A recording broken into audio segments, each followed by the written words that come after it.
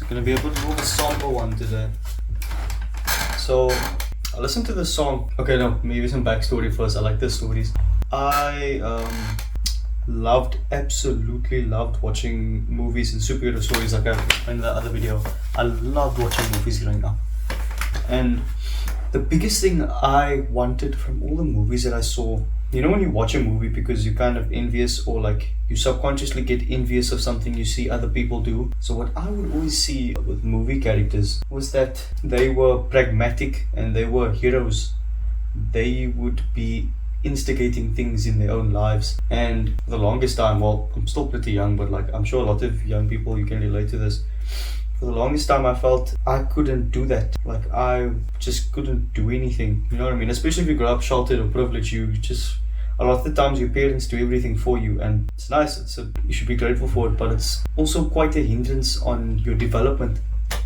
And I think a lot of us don't realize that. And you know, it can build up a lot of negative self-talk for yourself. You can build up a lot of feelings of all my successes are other people's doings, and all my failures are my own. Because it's like what a lot of things sheltered children like myself think is that whenever we do something, something's gonna go wrong. Like I'm sure some of you guys were very much overprotected by your mothers. When you would try and do anything, she would stop you. She'd be like, no, don't do that, no, don't do that, just listen to me. Or your dad would be like, no, don't do it, I'll sort it out. And they wouldn't give you the opportunity to fall on your face. But that's what we need. It's not a matter of you are a failure because you failed at something. It starts out when you're young. It's like when you're young, if you get a bad mark on your test, you thought of as stupid. If a girl doesn't like you, you think you're ugly, and that those mental models get programmed into your head from such a young age. And it's oftentimes things we can't express and things that aren't deprogrammed from us. I'm sure you guys can still remember like flippin' failures you had when you were 5, 6, 7, 8, 9, 10 years old, and you don't realize it, but you subconsciously still think of yourself like that sometimes.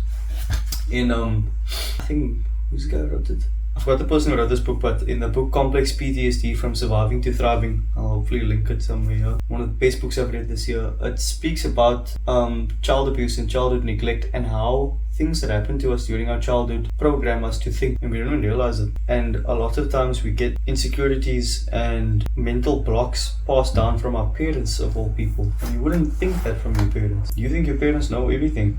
That's natural. They know a lot more than you. Maybe not now, but when you were growing up they did. So it was your responsibility to listen to them. But a lot of times we pick up the wrong habits and we don't even realize it. A lot of times we grow up thinking that we don't know what to do about anything because, oh no, you didn't fail, you know, you still got a badge for going to the race. It's like, oh no, you know, you didn't do badly in that exam, you know, you got an average mark, or you know, you didn't fail that exam, your teacher taught you incorrectly. That's what was wrong. I'm not saying that doesn't happen, some teachers are shit, but the external locus of control you give yourself, my failures aren't my own, and my successes aren't my own either, because my parents do everything for me. That is one of the most shot in the foot ways of thinking of yourself, because you aren't the hero in your own story, someone else is. So who are you? Are you an NPC in your own fucking life? NPC is a non-player character, it's a video game. I want to just try and get behind your self-talk. Think about a recent example of when you thought badly of yourself. What triggered it, and what did it remind you of? You know, if you fail an exam, did it remind you of that time when you were 10 years old and someone called you stupid and you just like, I don't want to be stupid, shut down, and then your parents sorted it out for you. They made you feel smart, they made you feel comfortable because you didn't deal with it. Your insecurities about things are just issues you haven't dealt with, and lots of times, I'm not saying it's your fault, it's the people. When we're younger, we are at the mercy of the things around us, basically. That Complex PTSD is such an amazing book for making me realize this. Like, I still thought of myself as a 10-year-old in a lot of situations for some reason. I thought I couldn't assert myself because I would get hit. So I had to write this down I had to write down so many pages to realize, like, why was I afraid of getting hit by people who love me? People who, like, girls who were smaller than me, like, they're not gonna hit me. They're not those kind of people. All the men I know won't hit me either. But I still had that subconscious feeling of, I don't want to be hit for saying something wrong. I don't want to be wrong because then I'm stupid. This is just my own experience, but I'm sure you guys can relate. This, like, you see your failures as such massive obstacles to be avoided at all costs, but no one gets to the top scot-free. Your reaction to failure is a much better success, much better predictor of your success than the amount of failures you have. And it is cliches like, oh, all those guys dropped out of university. That's besides the point. Successful people aren't successful all the time. And overnight success takes 7, 5, 6, 7 years. We fail upwards all the time. But if you see your failures as a downward trajectory, I don't know if I mentioned in one of my videos, but the Matthew principle, to those who have everything, all shall be given; to those who have nothing, all will be taken. It's a mindset test. If you fail and you see it as just a roadblock, or it's a gift, it's more that I'm given, it's more knowledge that I'm given. That's what failure is.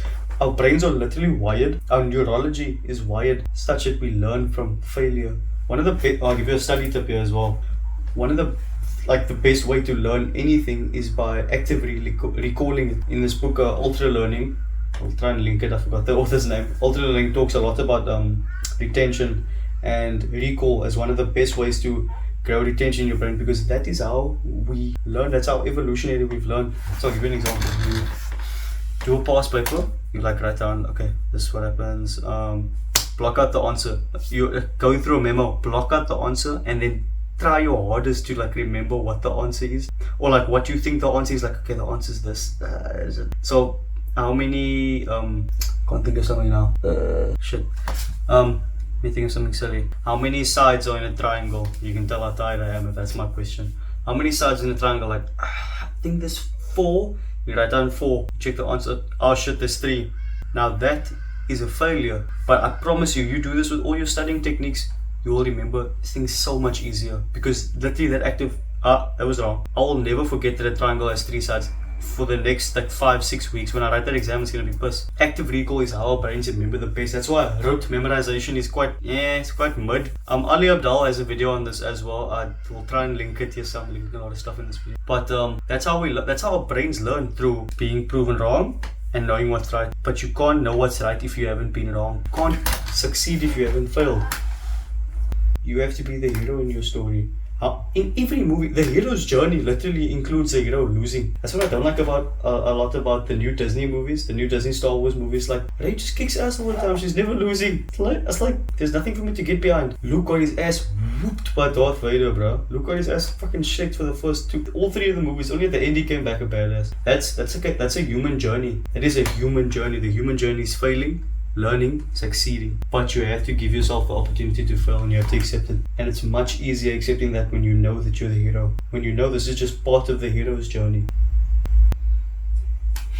I struggle with this sometimes, but if you're stuck in your head hating yourself because you think you're that person who fucked up. This is part of the song, be the hero in your story. You think of yourself as the person who fucks up. You're remembering all your fuck ups, you're remembering all the mistakes, you're remembering all the bad times, all the times you sat in bed, the times you watched porn, the times you didn't go to the gym. You're remembering all those times, and you're thinking that's who you are. And your brain will want you to think that. Your brain wants you to lump. Your brain doesn't want you to work. Your brain wants you to chill. Just do nothing. It's fine. It's easier. We can just survive with all this food and abundance around us. Because you can, but you won't be happy. So your brain will think, it's fine. You actually can't go to the gym. You're actually quite a loser. You know that you're not even that cool.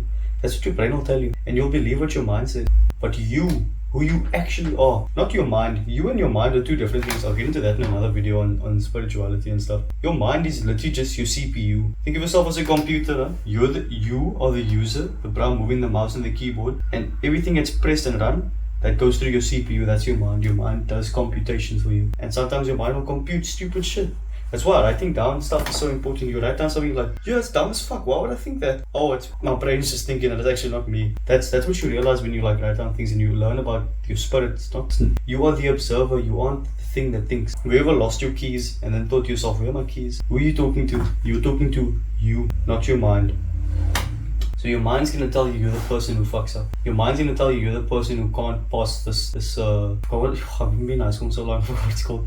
You can't pass this, we call it modules. What's it? Module. Your mind's gonna tell you can't pass this module, but you aren't your mind. You are the person who's learned from those previous failures. That's who you are. You don't remember how many times you fell down learning how to walk as a child. You know that. You don't remember how many times you fucked up pronouncing words, learning how to speak, but now you walk and speak easily. But no one judges you, and you don't judge yourself for stumbling over and falling. Why would you judge yourself for fucking something up? It's just as arbitrary. Nothing's meaningful. Nothing in that's meaningful, you know, it's all useless. Might as well look at it as an opportunity to learn. You are the person who has learned from your mistakes. You aren't the person who's making those mistakes. Get out of the past. The present you has learned. The fact that you remember all those mistakes means that you've learned. That's what active recall is. You remember that you said a triangle was 4 sides and not 3. What I said. That's what you remember. And it's good that you remember that. But it's not good if you let it fester. It's not good if you think of yourself as a person who thinks a triangle has 4 sides like a dumbass. But we're all dumbasses sometimes. No one comes out perfect. I really want to fix this negative self-talk for people because it's fucking held me back so long. And I don't want it to hold you back either. Whoever's watching this. You are the person who has learned. You aren't the person making those mistakes. You are the one who has learned.